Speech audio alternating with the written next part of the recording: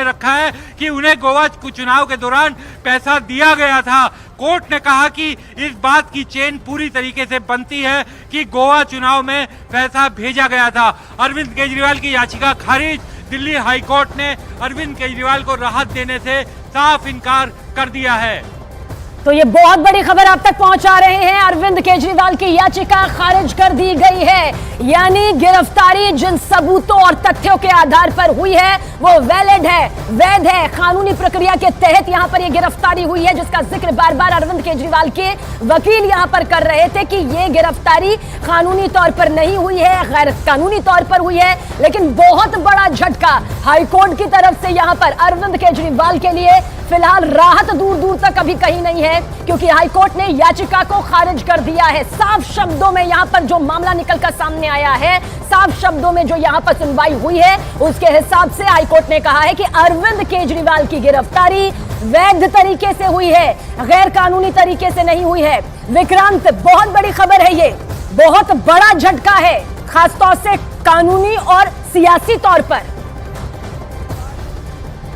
देखिए, बिल्कुल news 18 India के जो दर्शक हमारे साथ अभी जुड़े हैं उनके लिए बहुत बड़ी खबर। न्यूज 18 इंडिया पर दिल्ली हाईकोर्ट ने अरविंद केजरीवाल की याचिका खारिज कर दी है। अरविंद केजरीवाल ने अपनी गिरफ्तारी और रिमांड को चुनौती दी थी। कोर्ट ने कहा कि ईडी ने जो सबूत कोर्ट के सामने रखे हैं, ईडी ने जो गवाहों के बयान कोर्ट के सामने रखे हैं, यहाँ तक कि आम आदमी पार्टी के एक गोवा के उम्मीदवार का बयान सामने रखा है, इन सब चीजों से साफ होता है कि गोवा चुनाव में पैसा पहुंचा था और उस पैसे का इस्तेमाल गोवा चुनाव में हुआ था।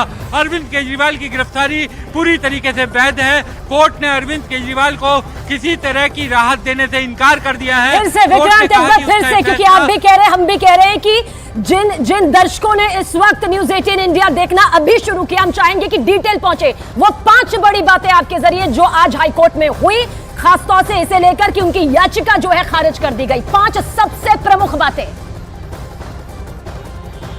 देखिए, सबसे पहला पॉइंट जो सबसे बड़ी खबर नजर आती है कि दिल्ली हाईकोर्ट ने अरविंद केजरीवाल की गिरफ्तारी और रिमांड की याचिका खारिज कर दी है, यानी कि उनकी गिरफ्तारी और उनके रिमांड को पूरी तरीके से कानूनी रूप से वैध ठहराया गया है। दूसरी बड़ी बात कि हाईकोर्ट ने यह कहा कि ईडी ने जो सबूत कोर्ट के सामने रखे, गवाहों के जो बयान कोर्ट के सामने रखे, अप्रूवर्स के जो बयान कोर्ट के सामने रखे, वो ये साबित करते हैं कि गोवा चुनाव में पैसा पहुंचा था और उसका इस्तेमाल गोवा चुनाव में हुआ था। तीसरा, कोर्ट ने साफ कर दिया कि वो राजनीतिक तौर पर किसके साथ झगड़ा चल रहा है, इस चीज पर बिल्कुल नहीं जाएगी, इस बहस में नहीं पड़ेगी। कोर्ट के अरविंद केजरीवाल के केंद्र सरकार के साथ कैसे संबंध है, ये कोर्ट के सामने चिंता का विषय नहीं है, ना ही कोर्ट इस पर बहस करेगा।